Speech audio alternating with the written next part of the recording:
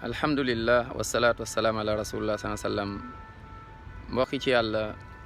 nii maa ngi hôpital laa nekk nii dama ne naa profité def ci message bi ndax saa yu ma ñëwee hôpital gis ñi feebar ñi sama yaram day daw ba nga xam ni man damay feebar ni ñoom moo tax may def message yu mel nii juste rappeler ñu ndax des fois ak suñu daw àdduna course yeeg yooyu dañuy fàtte ñi nekk ci hôpitaux yi dañuy fàtte ñi feebar nekk ci kër yi nga waaye dem leen seeti ñi feebar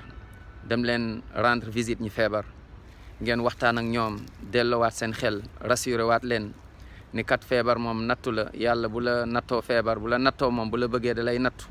xam nañ ni ñi yàlla gën a nattu mooy yonent yi te yàlla bu la nattoo nga muñ da lay yëkkatil daraja jege loola yërmandeem ak aljanna sori loola meram ak safara kon del leen dem seeti ñi feebar wallahi mbokk yi ndeysaan sama yaram dafa daw soo duggee gis ay xale yu ndaw ñoo xam ne nga mel ni sa doom ñun suñuy wéy suñuy doom yi ñu ngi ak ñoom ci kër yi macha allah ñu ngi dem ak ñoom ay vacances ñu ngi lekkandoog ñoom ñu ngi reetaan di daw am ñoo xam ne amuñu ko am na ñoo xam ne amuñu ko waaye bëggoon nañ ko te gënuñu leen bu dee dañ kaa am ñu nit yàlla daf ñoo nattu loolu yàlla jox ñu nattu la xool ndax kat ñun duñu toog rek suñu confort ba fàtte ñeneen ñi kon dem leen seeti nañ dem seeti ñi feebar mbokk yi di leen nemmeeku waa di waxtaan ak ñoom macha allah xale yi di reetaan ak ñoom joxaat leen espoir ndeysaan xale bi ma seet si nii 2 at kese la am yaayam a ngi ko téye ndeysaan mais xoolal kontaan bi ñu kontaan ci passage bi allahu akbar di ñaan kontaan ndeysaan nañ leen ñaanal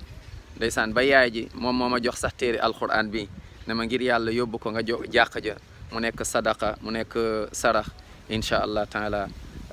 nit ñi buñ ko jàngee ndax sax man ma mën ci am tiyaaba mu wax ma lu daw yaram nee na ma y a quelques années doomam bu góor dafa gaañu xale bu ndaw nee na ñu bañ leen fàtte ñoom ci ñaan kon nañ dem seeti ñi feebar mbokk yi nañ dem seeti ñi feebar wallahi ni maa ngi hôpital mais sama yaram dafa daw